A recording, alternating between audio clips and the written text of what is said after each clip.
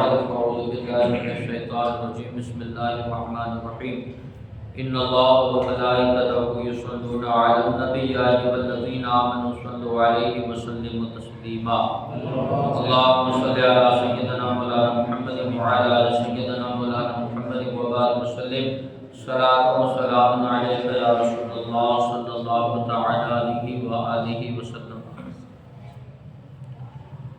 کل آپ حضرات نے حضرت عیسیٰ علیہ السلام کے معجزات میں سے ایک معجزہ مٹی سے بنے ہوئے پرندے کو پھونک مار کر حقیقی پرندہ بنا دینا، یہ معجزہ آپ نے سماعت فرمایا۔ اب دوسرا معجزہ کہ پیدائشی اندھوں کو نور عطا کرنا، اور تیسرا معجزہ کوڑھیوں کو شفا دینا۔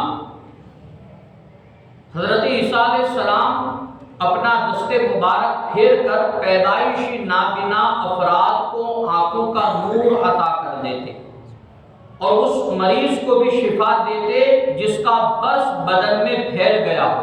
کوڑ کی بیماری، سفید داغ کی بیماری اگر کسی کے جسم میں پھیل جائے تو حضرت عیسیٰ علیہ السلام اسے بھی شفا یاب فرما دیا کرتے تھے۔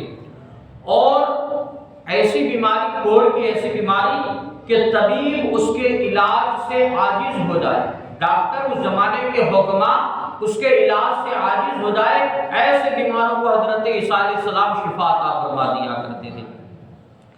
حضرت عیسیٰ علیہ السلام کے زمانے میں چونکہ طب کا علم انتہائی عروج پر تھا، جس کو حکیمی علاج کہتے ہیں نا، یونانی علاج، تو حضرت عیسیٰ علیہ السلام کے زمانے میں حکما اور یہ طب کا علاج، یونانی علاج کیا ہے، عروج پر تھا، اور ماہرین طب علاج کے معاملے میں انتہائی مہارت رکھتے تھے۔ اس لیے ان کو اسی قسم کے معجزات دیے گئے تاکہ معلوم ہو جائے کہ طب کے طریقے سے جس کا علاج ممکن نہیں ہے اسے تندرست کر دینا یقیناً معجزہ اور نبی کی نبوت کی دلیل ہے۔ اس زمانے کے حکماں اور اطباء جو ڈاکٹر ہوتے تھے یونانی، وہ اگر کسی علاج سے عاجز ہو جاتے تھے تو حضرت عیسیٰ علیہ السلام اس کا علاج فرما دیا کرتے تھے تاکہ پتہ چل جائے کہ ڈاکٹر جس علاج سے کیا ہے عاجز ہو جائے تو اس کو بھی شفا دینا یہ نبی کا کام ہوا کرتا ہے۔ اسی کو کیا ہے، معجزہ کہا جاتا ہے۔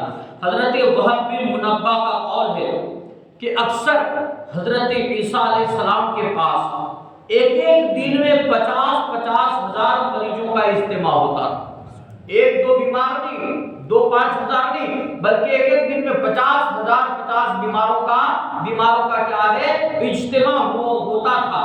ان میں جو چل سکتا تھا وہ حاضر خدمت ہو جاتا، جس مریض کے اندر چلنے کی طاقت ہوتی وہ حضرت عیسیٰ علیہ السلام کی بارگاہ میں حاضر ہو جاتا، اور جسے چلنے کی طاقت نہ ہوتی اس کے پاس خود حضرت عیسیٰ علیہ السلام تشریف لے جایا کرتے۔ دیکھیے اللہ کے نبی ہے، لیکن بیمار میں اگر چلنے کی طاقت نہیں ہے تو خود اللہ کے نبی حضرت عیسیٰ علیہ السلام اس کے پاس تشریف لے جاتے اور دعا فرما کر اس کو تندرست کر دیتے اور اپنی رسالت پر ایمان لانے کی شرط کر لیتے۔ اس کے پاس جاتے ضرور، لیکن اس سے شرط اس بات پر اس سے شفا دیتے کہ اگر اللہ تجھے شفا دے دے، تندرست تو ہو جائے، تو پھر کیا ہے، تجھے میری نبوت کا اقرار کرنا پڑے گا، یعنی میرا کلمہ پڑھنا پڑے گا، اللہ کی وحدانیت کا اقرار کرنا پڑے گا۔ اس شرط پر کیا ہے، حضرت عیسیٰ علیہ السلام بیماروں کو شفا دیا کرتے تھے۔ حضرت عیسیٰ علیہ السلام نے فرمایا کہ میں مردے زندہ کرتا ہوں، میں لا علاج بیماروں کو اچھا کرتا ہوں، میں غیبی خبریں دیتا ہوں۔ حقیقت میں یہ تمام کام رب العالمین کے۔ حضرت عیسیٰ نے کیا فرمایا، قرآن اس کا شاہد ہے، قرآن مجید میں ہے 12 نمبر 3 سورہ آل عمران کہ حضرت عیسیٰ نے اپنی زبان سے فرمایا کہ میں مردے زندہ کرتا ہوں، میں لا علاج بیماریوں کو شفا دیتا ہوں اور میں غیبی خبریں دیتا ہوں۔ تو حقیقت میں یہ تمام کام کس کے ہیں، اللہ رب العالمین کے ہیں۔ مردے زندہ کون کرتا ہے، اللہ رب العالمین کرتا ہے۔ بیماروں کو شفا کون دیتا ہے، اللہ رب العالمین دیتا ہے۔ تو حقیقت میں یہ تمام کام رب العالمین کے ہیں، لیکن آپ نے اپنی کی طرف منسوب کیے کہ میں مردے زندہ کرتا ہوں، میں بیماروں کو شفا دیتا ہوں، تو اس سے معلوم ہوا کہ شفا دینے، مشکلات کو دور کرنے میں، مشکلات دور کرنے وغیرہ کے الفاظ اللہ تعالیٰ کے علاوہ کسی اور کے لیے استعمال کرنا جائز ہے۔ جیسے اگر کوئی کہے کہ میں شفا دیتا ہوں، میں کیا ہے فلاں مشکلوں کو آسان کر دیتا ہوں، تو اپنی طرف ان چیزوں کو منسوب کرنا یہ کیا ہے بلا شبہ جائز ہے۔ حقیقت میں یہ کیا ہے جائز ہے، جیسا قرآن شاہد ہے، قرآن گواہ ہے کہ حضرت عیسیٰ نے اپنی طرف منسوب کیا کہ میں مردے زندہ کرتا ہوں، میں شفا دیتا ہوں، میں غیب کی خبریں بتاتا ہوں، تو اپنی طرف نسبت کرنا یہ کیا ہے جائز ہے، جبکہ عقیدہ ذہن میں ہو کہ اصل قدرت اور اختیار اللہ تعالیٰ کا ہے۔ عقیدہ کیا ہونا چاہیے؟ اگرچہ میں شفا دیتا ہوں، جیسے ڈاکٹر گولیاں دیتا ہے، دوائیں دیتا ہے، اور ڈاکٹر کہتا ہے کہ انشاءاللہ میں آپ کو اچھا کر دوں گا، میں آپ کو اچھا کر دوں گا، تو کیا ڈاکٹر مشرک ہو گیا؟ اچھا کرنے والا کون ہے؟ اللہ تعالیٰ ہے۔ لیکن ڈاکٹر کے ذہن میں یہ ہونا چاہیے کہ یہ دوائیاں اور میں کیا ہوں؟ ذریعہ ہوں، حقیقت میں شفا دینے والی ذات اللہ کی ہے۔ تو اگر یہ عقیدہ ذہن میں ہو اور ڈاکٹر یہ کہے کہ میں اچھا کر دوں گا، میں شفا دے دوں گا، تو اس سے ڈاکٹر مشرک نہیں ہو جائے گا۔ ایسے الفاظ استعمال کرنا کیا ہے جائز ہے، لیکن حقیقت میں کیا ہے ذہن یہ ہونا چاہیے، عقیدہ یہ ہونا چاہیے کہ مجھے اللہ نے ذریعہ بنایا ہے، بیماروں کو شفا دینے والی ذات رب کائنات کی ہے، اور اس کی عطا سے ہی کوئی دوسرا کچھ کر سکتا ہے۔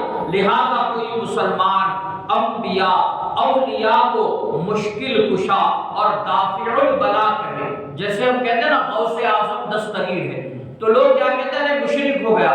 دستگیری کرنا تو یہ اللہ کا کام ہے، مشکلوں کو آسان کرنا تو یہ اللہ کا کام ہے، بلاؤں کو دور کرنا تو یہ اللہ کا کام ہے، لہذا تم مشرک ہو گئے۔ تو کیا ہے اس طرح کہنے سے کوئی مشرک نہیں ہوتا۔